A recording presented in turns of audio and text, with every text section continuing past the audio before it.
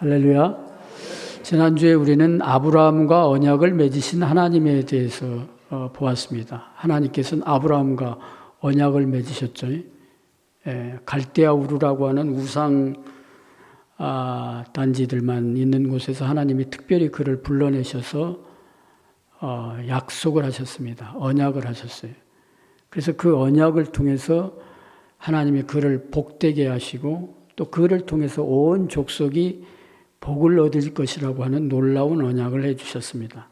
그 언약은 누구를 통해서 성취가 된다고 여러분들 배우셨어요? 예수 그리스도. 네. 감사합니다. 네, 예수 그리스도. 예수 그리스도를 통해서 그 하나님께서 아브라함과 하신 그 언약이 성취가 되는 것입니다. 그래서 우리는 그 예수 그리스도께서 성취하신 그 모든 족속에게 이르는 복을 우리가 먼저 가졌으니 우리는 또 그 복을 어떻게 해줘야 돼요? 다른 사람들에게 나누어야 되는 것이죠. 그래서 우리가 예수 그리스도께서 아브라함과 하신 그 축복을 받은 우리가 또 그 다른 사람들에게 아직 그 축복을 얻지 못한 사람들에게 축복의 통로가 되어야 될 것입니다. 그러기 위해서는 뭘 해야 된다고 배웠습니까? 복음을 전하는 것이죠. 마태복음 28장 20절에 그랬죠. 19절 20절에 그랬죠. 뭐라고 외우시죠, 여러분들? 그러므로 너희는 가서 모든 족속으로 제자를 삼아 아버지와 아들과 성령의 이름으로 세례를 주고 내가 너희에게 분부한 모든 것을 가르쳐. 죄송합니다. 계속하세요. 네, 거기까지만 하세요. 볼지어 내가 세상 끝날까지 너희와 항상 함께 있으리라. 그렇게 약속하셨습니다. 그래서 우리의 복음 전도를 통해서 선교를 통해서 하나님께서 아브라함과 언약하셨던 그 축복의 언약은 계속해서 열매를 맺고 이루어지는 것입니다. 육체적인 이스라엘만을 가지고는 그 성취가 되는 것이 아니죠. 아무리 따져봐야 이스라엘은 지금 본토에 사는 사람들이 1000만도 안 될걸요. 흩어져 사는 사람들까지는 얼마나 될지 모르지만 영적인 이스라엘, 예수 그리스도를 믿는 영적인 이스라엘을 통해서 그 하나님의 언약이 이루어지는 것입니다. 그런데 오늘 이제 하나님께서는 그 아브라함에게 특별한 희생을 요구하십니다. 이 말만 들어도 여러분들 그림이 다 그려지시죠? 무슨 말을 할지 다 여러분들 너무나 지혜롭고 똑똑하시기 때문에 무슨 말을 할지 다 아실 것 같아요. 하나님께서 이 나이 많아서 늙어서 얻은 아브라함에게, 이삭을 얻은 아브라함에게 어떻게 명령하십니까? 이삭을 번제로 바치라고 명령하십니다. 그래서 아브라함과 언약을 맺으신 하나님께서 아브라함의 믿음을 시험하시는 것입니다. 하나뿐인 아들, 그것도 100세가 넘어서 어렵게 얻고 그리고 그 아들을 지키기 위해서 가정이 순탄하지 않았잖아요. 분란이 있고 심지어는 자기가 먼저 육체적으로 어떻게 해보겠다고 얻은 이삭마저도 그의 어머니와 함께 쫓아내야 하는 그런 아픔들을 경험했습니다. 그러면서까지 지키니 이삭을 뭐라고 명령하십니까? 바치라고 명령하세요. 자, 이삭을 바치라고 제물로 바치라는 이 하나님의 명령은 이 아브라함의 가족의 문제뿐만이 아니라 처음에 하나님이 아브라함에게 언약했던 것처럼 내가 복이 되고 너로 말미암아 모든 족속이 복을 얻으리라고 하는 그 언약이 지켜지기가 어렵게 되는 것이죠. 만약 이대로 하나님의 명령하신 대로 아브라함이 그를 이삭을 번제로 드린다고 하면 하나님께서 이 구원의 약속 또 축복의 언약이 모두 다 깨어지고 마는 그런 일이 벌어진다고 하는 것이죠. 아브라함에 대한 하나님의 그 시험은 인간이 헤아릴 수 없는 그런 시험이었습니다. 그리고 그 시험 결과가 구원에 미치기 때문에 그런 것이죠. 아브라함과 이삭이 제사를 드리러 오늘 본문에 여러분들이 보셨지만 산으로 올라갑니다. 그래서 아브라함은 무슨 일이 일어날지 몰랐지만 장차 그에게 어떤 일이 벌어질지 몰랐지만 하나님이 그와 맺은 언약은 하나님이 분명히 이루신다고 하는 확신을 가지고 있었다고 하는 것이죠. 그래서 아브라함의 순종하는 믿음으로 아브라함은 아침 일찍이 그 길을 이제 하나님이 명령하신 대로 제사를 드리기 위해서 장비를 챙겨서 하나님이 명령하신 그 장소에 이삭과 함께 갑니다. 그래서 얼마간 갔어요? 네, 사흘길. 저는 또 이 사흘길이라고 하는 거 이게 또 시험거리인 것 같아. 그죠? 너 당장 여기서 그냥 해치워라. 번제로 드려라. 이것이 아니라 3일의 시간을 주었다고 하는 것은 또 이거 우리들에게 보통 고통거리가 아닌가 이런 생각을 해봅니다. 사흘을 갔어요. 그래서 보니까 제사 드릴 이삭을 번제로 드릴 하나님이 명령하신 그 장소가 멀리 보이는 것입니다. 그래서 이제 그곳에서 이제 종들에게는 여기 있으라고 하고 이삭만을 데리고 이제 그 장소로 올라가는 것이죠. 땔감을 아들 이삭에게 지우고 자신은 칼과 불을 가지고 이제 나섭니다. 자, 여기에서 역시 아브라함은 강한 믿음을 우리들에게 보여주고 있는데요. 아브라함은 하나님의 약속에 대한 강한 믿음을 보여주었습니다. 그것을 우리가 알 수 있게 하는 내용이 뭔가 하면 창세기 오늘 읽은 본문의 5절이죠. 22장 5절. 5절을 한번 볼 수 있을까요? 네. 5절 우리 다 함께 읽어볼까요? 시작. 이 아브라함이 종들에게 이르되 너희는 나귀와 함께 여기서 기다리라. 내가 아이와 함께 저기 가서 예배하고 우리가 너희로 돌아오리라 하고 뭐라고 말했어요? 아이와 함께 저기 가서 예배하고 누가? 우리가 내가 돌아오리라고 한 것이 아니라 우리가 너희에게로 돌아오라고 했습니다. 이것은 무엇을 의미하는 것이? 이삭과 함께 오겠다고 하는 것을 얘기하는 것이에요. 우리는 의아해할 수 있어요. 거짓말 아니야? 거짓말 아니야? 이렇게 생각할 수. 여러분들 우리는 거짓말 잘 가끔 하잖아요. 아버지 없다고 해라. 뭐 이렇게 한다거나 그렇지 않아요? 네. 자, 여러분은 안 그러신가 봐요. 표정이. 네. 그런 것처럼 볼 수 있는데 이 히브리서 기자는 그것을 아주 영적으로 해석을 했습니다.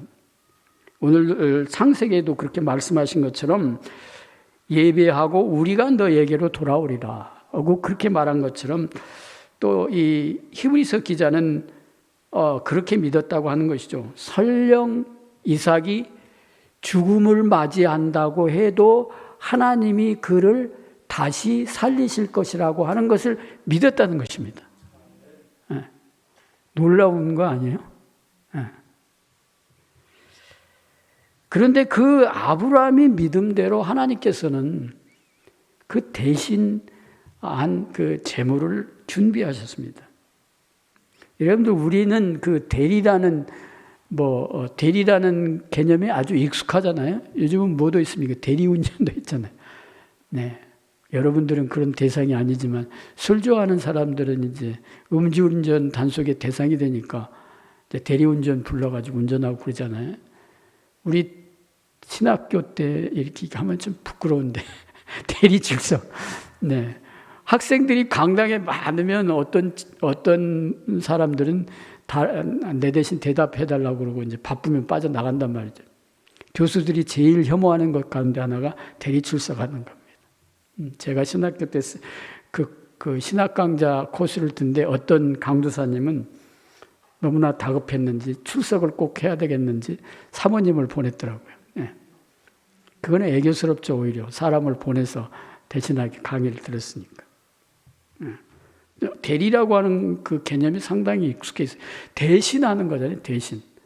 내가 할 수 없으니까, 내가 감당할 수 없으니까 나 대신 감당하는 게 대신하는 것 대리입니다. 대속이라고 하는 개념도 그것이죠. 내가 내 죄를 감당할 수 없고 내가 내 죄를 해결할 수 없기 때문에 대속제물이 필요한 것이에요.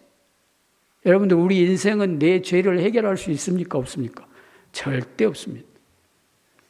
아무리 내가 회개하고 눈물을 다 쏟는다고 해도 그것이 어떤 관계를 통해서 죄사함을 얻는 것이에요?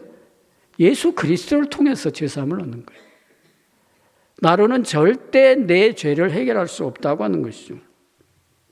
그래서 오늘 이제 이 당사자가 하지 못하는 것을 대신하는 것과 같은 그런 개념으로 죄를 대신 속해 주시는 것입니다. 그래서 이 기독교 교리의 핵심이 바로 대속이라고 하는 그런 주제가 있는 것이죠. 예수님이 우리 대속제물로서 우리의 죄를 사해 주시기 위해서, 내가 저지른 죄를 해결해 주시기 위해서 대신 죽으셨다는 것입니다. 그것은 원래는 누가 감당해야 할 죽음의 자리예요? 내가 감당해야 할 죽음의 자리입니다. 자, 그런데 그리스도의 그런 대속 구속의 사역의 그런 아름다운 이런 모습이, 그런 예표가 이 아브라함과 이삭의 관계를 통해서 이렇게 그림자로, 예표로 나타나고 있다고 하는 것이죠. 자, 그래서 이제 아브라함과 이삭의 제사들로 산으로 올라갑니다. 아브라함은 무슨 일이 장차 그 앞에 어떤 일이 벌어질지 모르지만 그는 여전히 하나님의 약속을 신뢰하고 있었다고, 그렇게 이 히브리서 기자는 해석을 하고 있습니다. 그러면서 오늘 우리가 본문에서도 보았지만 이 아주 심각하고 그냥 읽어 넘어가기 어려운 이 대목에 이삭이 던진 한마디가 있습니다. 그 한마디가 뭐죠? 불과 뗄감은 있는데 도무지 재물이 어디 있습니까? 라는 질문. 어린 양이 도대체 어디 있습니까? 라는 질문이. 이삭은 그가 한 질문의 의미를 알지 못했지만 어떻게 보면 이 질문은 이삭에게 있어서 아주 본질적인 사명이나 마찬가지. 질문을 던져주는 것이죠. 도대체 어린 양은 어디 있습니까? 이런 이삭의 질문은 구약 전체에 걸쳐서 다 이렇게 아우러지게 되는 것이죠. 메아리치게 되는 것이죠. 도대체 어린 양은 어디 있습니까?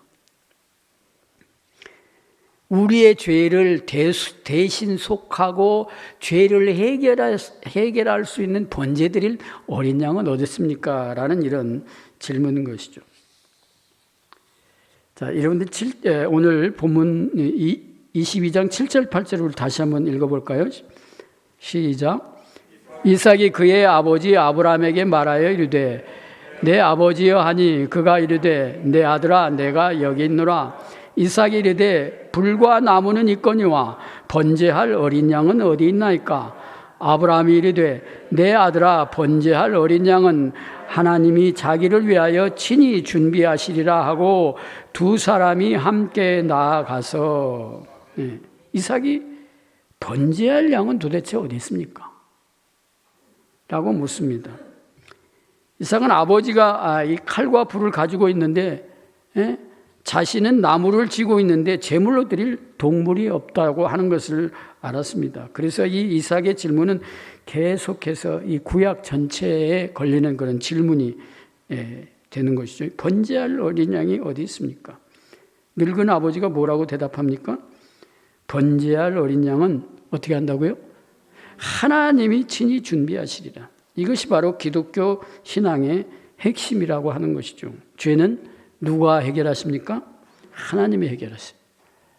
내가 몸부림치고 애쓰고 무화과로 가려도 안 되는 거예요. 그 죄의 부끄러움을 누가 가려주셨어요? 하나님이 가려주셨어요. 가죽옷을 입혀주셨을 때에 해결됐다고 하는 것이죠. 그리고 이 이삭의 질문은 신약의 누구를 통해서 응답이 돼요? 예수 그리스도를 통해서 응답이 되죠. 예수님이 세례받으러 세례요한에게 나오실 때 세례요한이 예친 얘기가 있죠. 기억나시죠? 다 함께 한번 외쳐볼까요? 보라, 세상 죄를 지고 가는 하나님의 어린 양이로다. 결국 이 구약의 이삭의 어린 양은 어디 있습니까? 라고 하는 이 질문은 신약의 초두에 나오는 세례 요한의 답변으로 응답이 되는 것이죠. 보라, 세상 죄를 지고 가는 하나님의 어린 양이로다 라고 선포할 때 그 대답은 응답이 되는 것이죠. 우리는 하나님이 구원을 준비하신다고 믿습니다. 내가 준비하는 것이 아니에요. 내가 내 죄를 해결할 수가 없습니다. 구원 역시도 하나님이 준비한다고 믿는 것이죠. 하나님은 대속의 제물을 준비하시는 분이시기 때문입니다. 그래서 아들을 결박해서 제단에 놓습니다. 아브라함이 제단을 놓고 나무를 벌려 앞에 두고 그를 희생제물로 잡으려고 칼을 들었습니다. 여기 아마 유치부 애들이 이런 그 구연동화식으로 설교를 많이 들었던 애들이 여기 앉아 있다고 하면 안 돼 그랬을 것 같아요. 네. 우리가 생각만 해도 좀 가슴이 떨리고 긴장이 되죠. 자, 그 순간에 아브라함은 어떤 생각을 했을까요? 칼을 빼들고 하늘로 쳐들었을 때 하나님이 붙잡아 주셨으면 이런 생각을 했을까요? 네. 그러나 그때 갑자기 하나님께서 아브라함을 부르십니다. 어떻게 부르셔요? 아주 다급하게 부르셨겠지.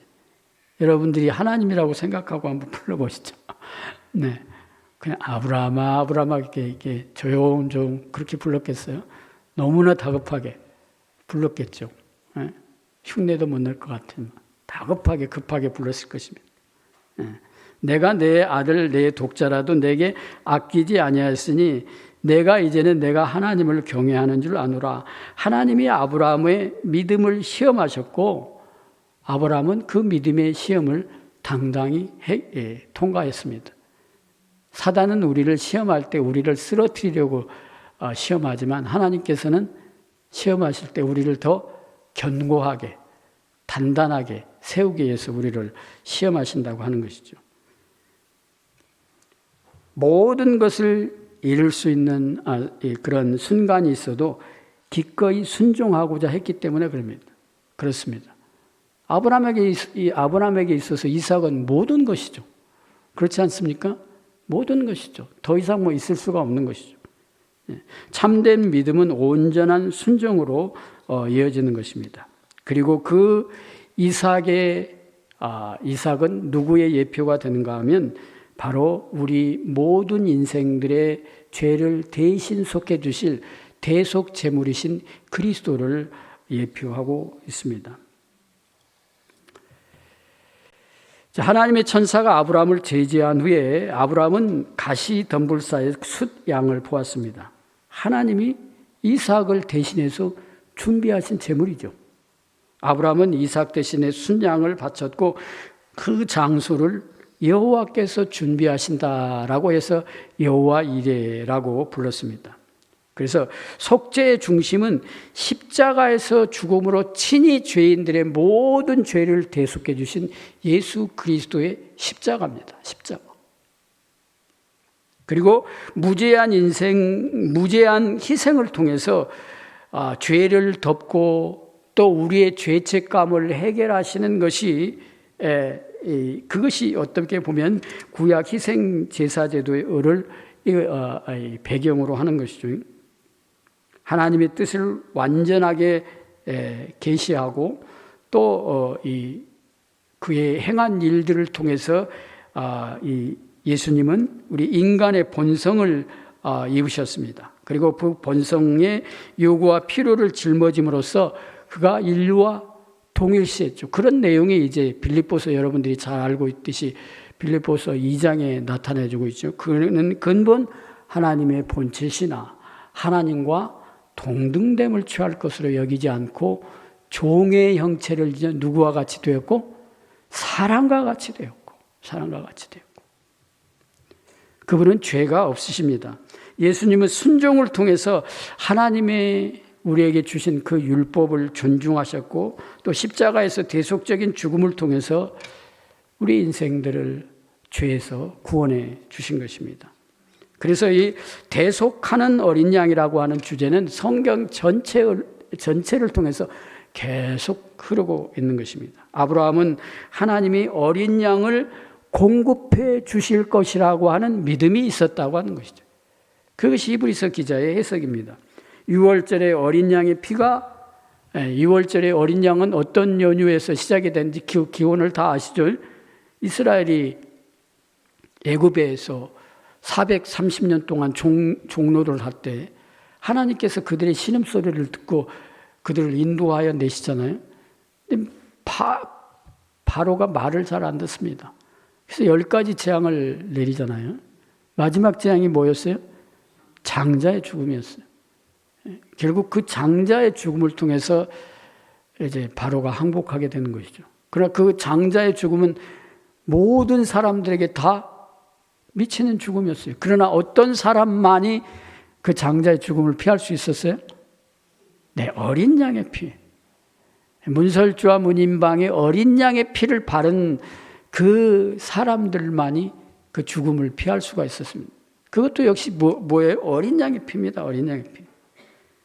그래서 그 희생의 죽음의 사자가 지나가는 거예요. 그래서 영어로 그 6월절을 뭐라고 그래요? 패스오버라고 하죠. 패스오버. 6월절은 6월달에 있어서 6월절이 아닙니다. 네, 6월달에 있어서 6월절이 아니라 넘어갔다는 뜻이에요. 죽음의 사자가 어린 양의 피를 보고 넘어갔다는 뜻이에요. 그래서 그 대신 우리들의 생명을 대신해서 누가 죽은 거예요? 어린 양이 죽은 거예요. 그리고 그 피를 발라서 우리는 그 이스라엘 백성들은 생명을 구원하게 된 것이죠. 다른 그 어린 양의 피를 바르지 못한 애굽의 가족들은 어떻게 됐어요? 모든 장자들이 희생이 됐잖아요. 짐승까지도. 자, 이런 제물로 어린 양이 제물로 죽은 사건은 바로 누구를 예표하는 것이에요? 예수 그리스도의 사건, 십자가의 사건을 예표하는 것이죠. 하나님이 독생자를 세상을 위해서 대속제물로 준비하셨습니다. 창세기 22장에서 이삭을 위해서 대속제물은 수양이었습니다. 이삭은 기꺼이 희생제물이 되고자 했지만 아들로서 이제 예수님께서 나타나셔서 우리 인생들의 모든 죄를 대신해서 대속의 죽음을 맞게 되는 것이죠. 아브라함의 믿음처럼 바로 하나님이 대속의 제물을 준비하셨습니다. 모리아 산의 그 운명적인 날에 친히 하나님께서 그 대속 제물을 준비하셨다고 하는 것이죠. 그리고 오랜 세월 후에 하나님은 또 한 번 갈보리 산에서 바로 우리 모든 인생들의 죄를 해결하시기 위해서 그 대속의 죽음을 맞게 하는 것이죠. 그분이 바로 어린 양 예수 그리스도시라고 하는 것이죠. 아브라함이 이 믿음의 실체를 드러내 보인 후에 하나님께서 그에게 약속을 다시금 재천명해 주셨어요. 내가 너에게 후손을 주고 너의 적을 멸하고 내 가문을 통해서 내가 축복을 이어가겠다고 그렇게 약속을 하십니다. 그리고 이런 일들을 통해서 히브리서 기자는 또 우리에게 무엇을 교훈하시는가 하면 하나님이 우리들에게 공급해 주시는 것을 의심하지 말고 신뢰하라는 것입니다.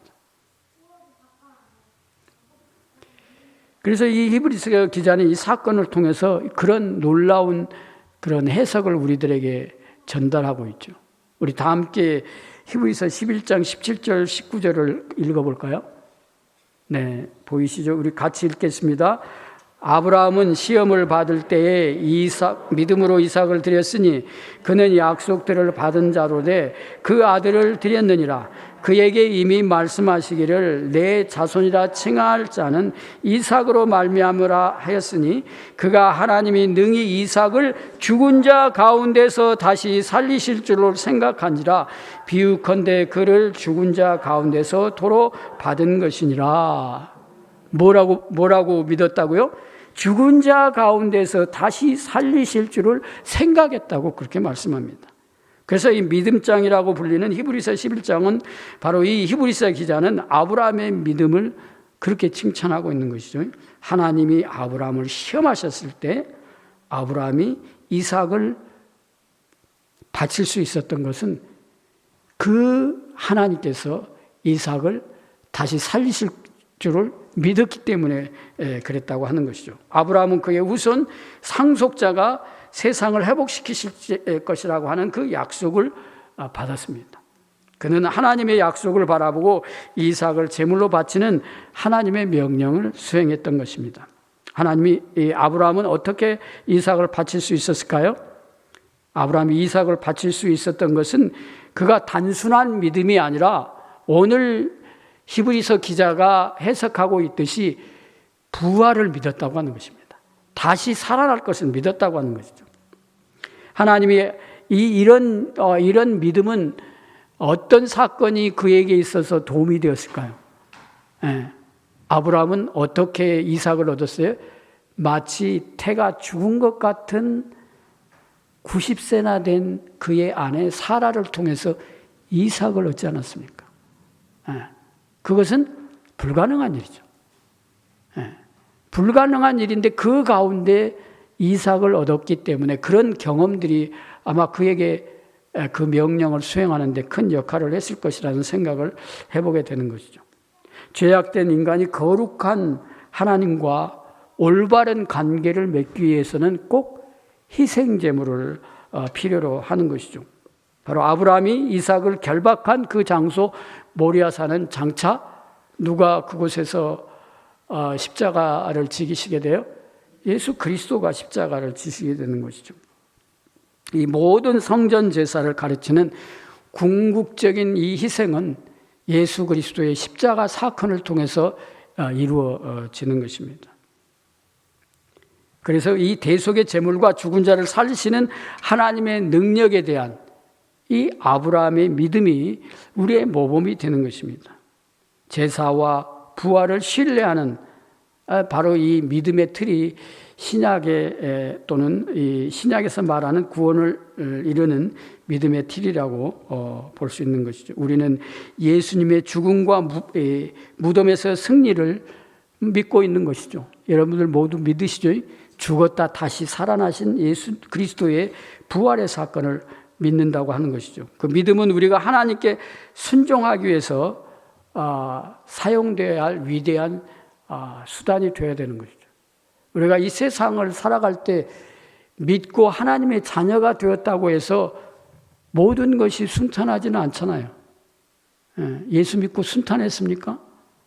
걱정거리가 하나도 없었어요? 여러분들이 계획하는 모든 일이 잘 풀려갔습니까? 아닐걸요? 오히려 어떤 사람은 예수 믿는 것 때문에 더 괴로움과 어려움을 당했을 것입니다. 그러나 이 아브라함이 이삭을 드림의 사건과 또 그가 그런 가운데 하나님의 예비하심과 하나님의 그를 살리시고 미리 대속제물을 준비하셨다고 하는 이런 사건은 우리에게 어떻게 적용될까요? 내가 그런 어려움과 때로는 하나님의 그 크신 사명을 감당하면서도 겪는 여러 가지 고통과 어려움 가운데서도 역시 우리는 하나님이 준비하시고 미리 대신하시고 이렇게 해결해 주신다고 하는 그런 믿음을 갖게 하는 그런 바탕이 되지 않겠습니까? 오늘 우리가 겪는 여러 가지 고난과 어려움들이 있습니다. 여러분들도 그럴 것입니다.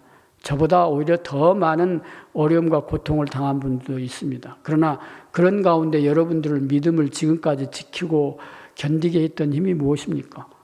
그것이 바로 부활의 힘 아닙니까? 부활의 힘. 그리고 오늘 본문 가운데 나타난 것은 하나님이 모든 것을 미리 준비해 주신다는 것입니다. 여호와 일의 은혜를 우리들에게 늘 베풀어 주신다고 하는 그런 믿음을, 그 교훈을 우리가 이 말씀 속에서 배우는 것이죠. 오늘 우리가 이 말씀을 기억하면서 이렇게 한번 같이 기도하고 마치도록 하겠습니다. 내가 신앙생활하면서 사명을 감당하면서 어려움을 겪을 때에 부활하신 예수님, 재물을 미리 준비하신 하나님을 기억하고 인내하며 잘 견디게 하옵소서라고 그렇게 함께 기도하겠습니다.